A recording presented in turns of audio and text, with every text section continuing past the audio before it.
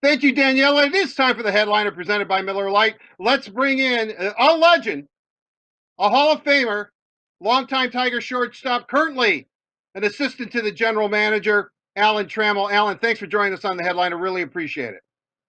Well, it's my pleasure, and it's nice to talk baseball. I didn't think a couple months ago that this was going to happen, and I know we've had a few hiccups along the way, but we're going to make it, I believe. And my God, it's just been. We'll leave it at this. It's been a crazy year.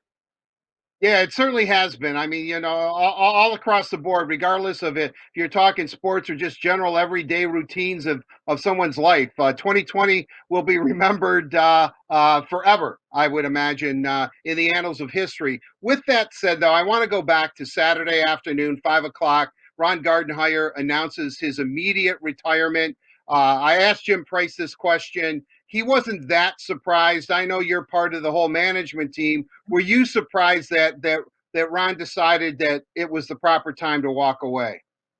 Well, I was surprised because of the timing and it being that there wasn't that much of the season. But don't misunderstand. His health is most important. I happened to be in Detroit. I came up for the games on Thursday and Friday, and on Thursday evening, before the ball game, I went into his office. It was just Gardy, and he was just talking some small shop, talking a little ball, and there seemed to be something on his mind. And part of the conversation that we had is that he had mentioned Terry Francona, and we all know that Terry's been out for a good month and still not back and still having issues. And he had mentioned some things that there might be some other procedures going to be done, and you could see it was weighing on his mind. So now, when I think back now, and just a couple of days later, and Gardy stepped down, I just think that that was part of this the whole year. The COVID, his health, because he's had some issues in the past, it was just all coming down, and he just decided, you know what, he's been doing this quite a while. His health is most important, and I certainly understand. So for that, I'm not. But obviously, with a week to go, you're thinking, well, but hey, he felt like he needed to do it. I'm in his corner. I love Ron Gardenhire. He's a good baseball man, and he's still part of the Tigers, history, and we'll be friends hopefully for many years to come.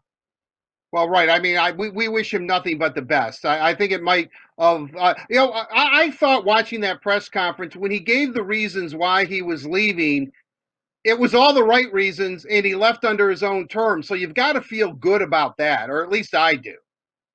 I agree, and I think when Gardy came in 3 years ago, and the rebuild was just starting, and now 3 years later, I mean, obviously we're not where we want to be, but we've made some small strides, and we're heading in the right direction. And Gardy has a lot to do with it. And the one thing, and in this day and age, and it's not just sports, but to me, it's all walks of life. That patience is a very difficult word, and we all want things right now. We want it at the snap of the Right. fingers.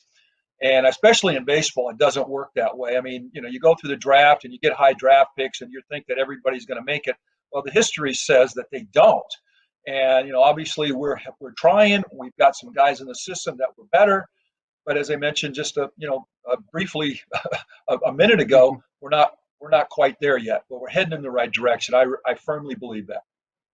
Well, I know you spent quite a lot of time in Toledo, and I guess it's better than nothing because obviously there's no minor league season. But I'm kind of curious. Can you give us maybe just a brief rundown of what is actually going on in Toledo and how worthwhile is it in the grand scheme of things?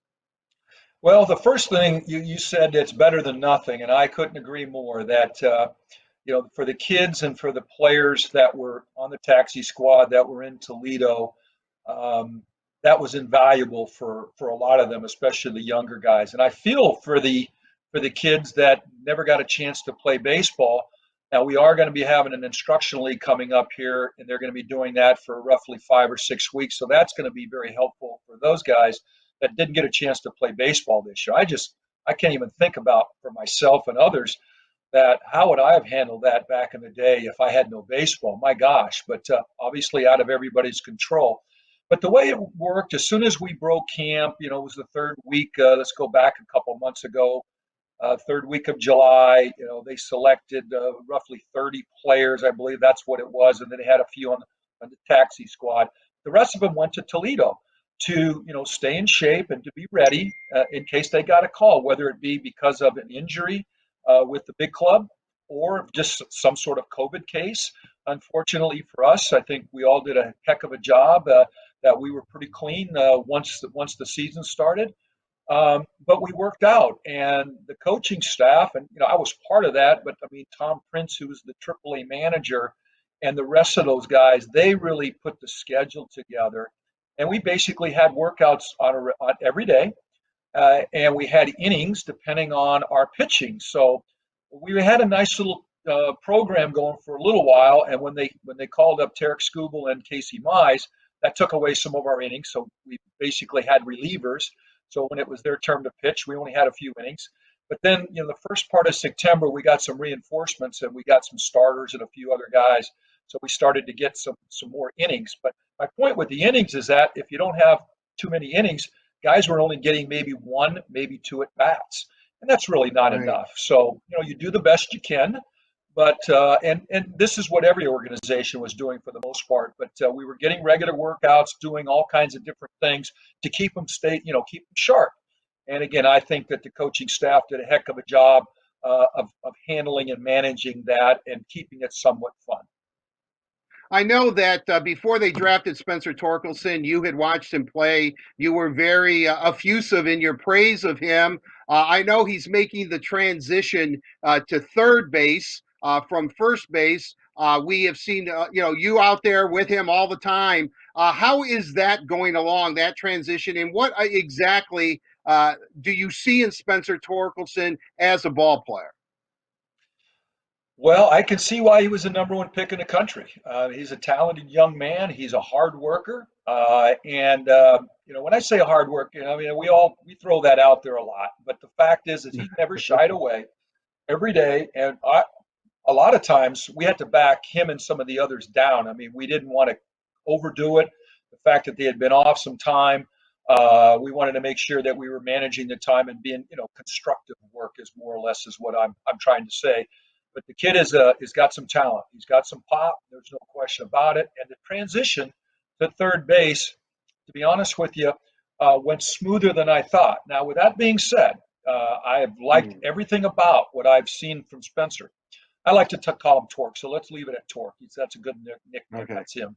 Um, but he has not played in any games other than these inter squad games. So it's not he's not being tested. And I've told him this more than once or twice or three or four times. At Torque, I said, we're doing the best we can. We're trying to simulate the best that we can for you, but you've got to get in some games. And until he gets into a minor league season and all and gets tested, there's still going to be a little bit of an unknown. Now, I'm going to go out and say that I think he's fine and he can do it. He can make this transition to third base, but it's not enough yet. But him and the other guys that are down there, they've done extremely well. And the Torque, Spencer Torkelson, the Dylan Dingler, our second round pick. We had Tyler Green from last year. Excuse me, Tyler Green, Riley Green. Excuse me, Riley Green. And he has more than held his own. And then we brought in Parker Meadows first part of September as well. And it was invaluable for him to get some, couple weeks under his belt, see how some of these older players, the guys that have been, up and down to the major leagues, some of them in AAA ball, big difference in play and the caliber of play.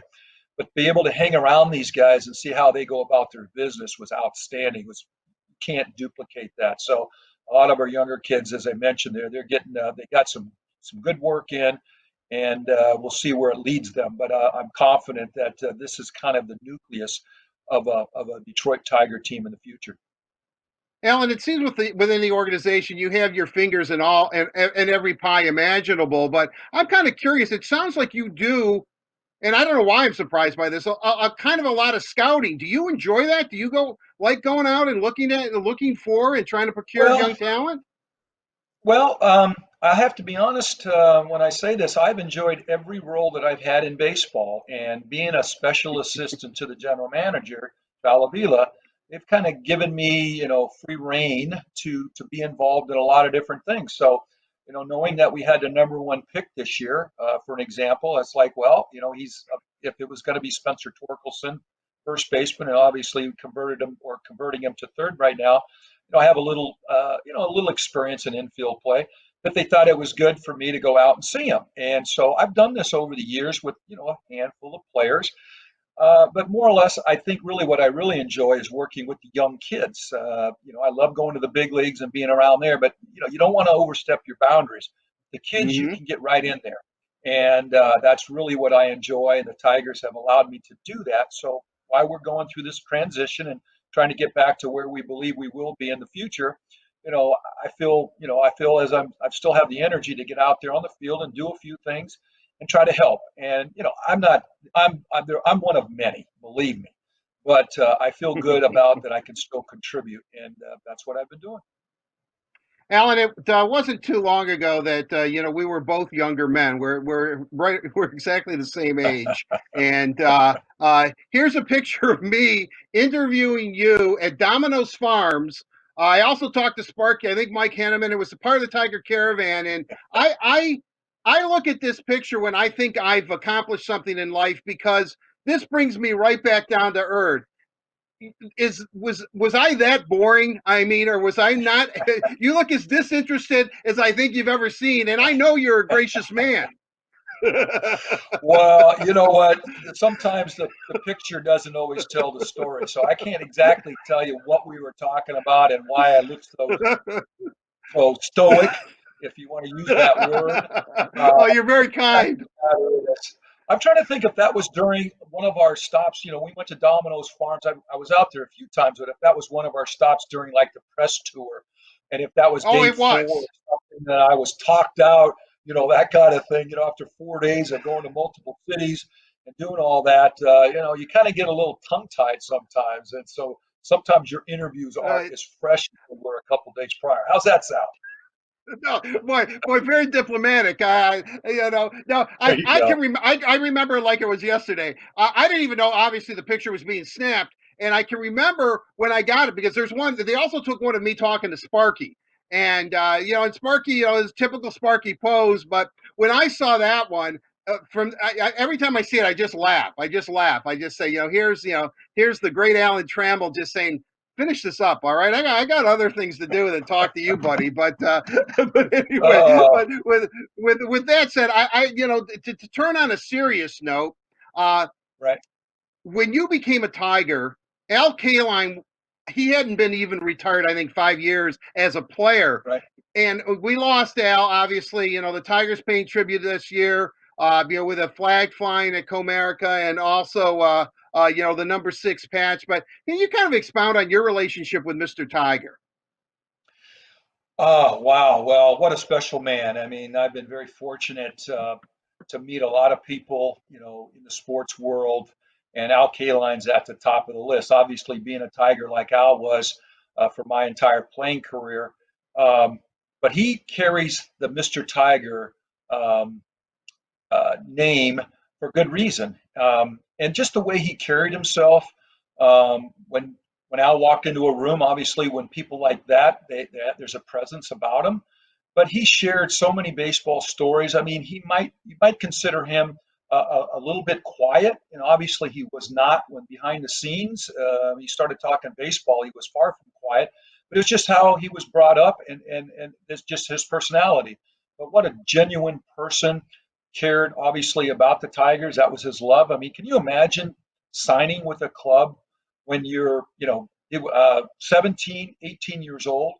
And then when he passed at 85 years old, he had been with no other organization. So you know that their love was real deep for the Tigers, Yeah. and he'll never be replaced. And the fact that all of us or a lot of us have worn the old English D like Al, but not quite the same. So I put him on a pedestal, and some of us are below that. But Al Kaline, Mr. Tiger, is always going to be up there. And again, just a guy that we will never be able to replace him.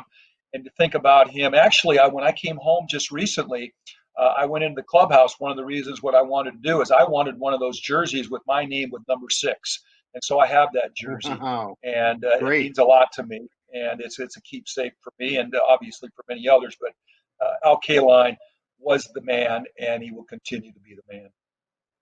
Well, Alan, you're not that far off that pedestal, Kaline pedestal, with your with your career as a Tiger. I mean, certainly. And I have to ask you one final question, because if I'm peeved about anything, it's that Lou Whitaker is not in the Hall of Fame Right. as he should be, Thank like you. you. I mean, how? What can we do to make sure it happens? I don't know. I mean, we're not getting any younger. Let me put Well, it to you that way. yeah, it's a good question because, you say, well, what can we do? I mean, what can you do to really politic? And that's never been my style. I think that I've made it known publicly how much I feel. And I really believe that Lou Whitaker will be in the Hall of Fame along with Jack and myself and Al Kaline and the other Tigers, as he should be. And it's taken longer than it should. I just shake my head and why hasn't been given the love that he deserves. Again, I'm just going to shake my head, but I am going to hold out on this thought that he is going to that he's going to be in there along the side as he should be. Next year, obviously, he had his number. His number is going to be retired. It should have happened last month, but obviously it didn't, and they're going to wait till the fans get back in the stands so he can have his due, which he obviously deserves. And I can't wait for that day. But I just think it's just a matter of time, and that's just what I'm going to hope and stick my hopes and my thoughts. And My God, I'm rambling on, but the man deserves it, and I stand by that. Well, I stand by it too, and I know I know I'm running a little bit long here, but I have to ask you. When you and Lou made the cameo on Magnum PI with Tom Selleck, I don't know, 83, 84, right around there. Did you 83. ever think did you ever think that acting would be in your future? I mean, you guys were excellent. That is a Oh, great scene. that's a nice compliment that you said acting. You're going to call it. Okay, well, we had to join the Screen Actors Guild, and I've told this story before, but we had 3 lines apiece, and the way they do it, I marvel by the fact of 3 lines apiece. They basically took all day, and how they do it. I won't get into all the details, but we did it. We were just there as Tigers, and Tom Selleck is a real Tiger fan, and that's why we were able to do it, and we appreciate them asking us. But yeah, at the end of the 1983 season, we flew over to Honolulu. Diamond Head is where they filmed it. Lou and I got to hang out with Tom and the other actors, the other members of the Magnum PI, and it was cool. So something that we can say that we did.